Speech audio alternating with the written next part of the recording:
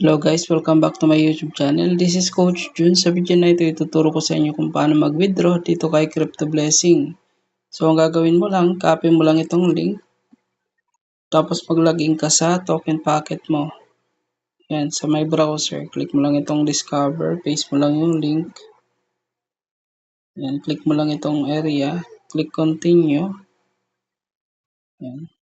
So dito, meron tayong 2 days na claimable. $33.31.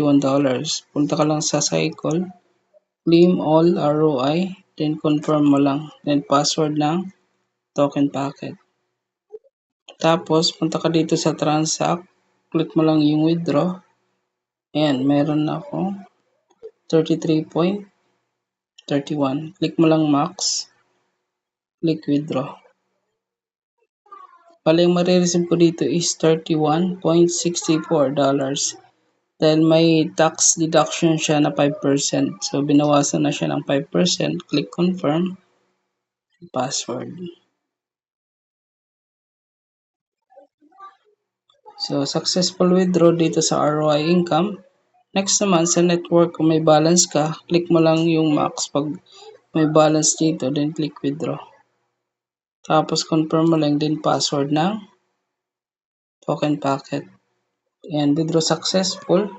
Click mo lang itong X na button, tapos punta tayo sa asset kung pumasok na kagad yung withdraw. Ayan, pumasok kagad yung withdrawal natin dito kay Crypto Blessing. So, kumita tayo ngayong araw ng $40.85 or nasa 2,421 peso dito kay Crypto Blessing. Kung gusto nyo po kumita katulad ko dito kay Crypto Blessing, yan, mag-create lang po kayo dito ng account dito.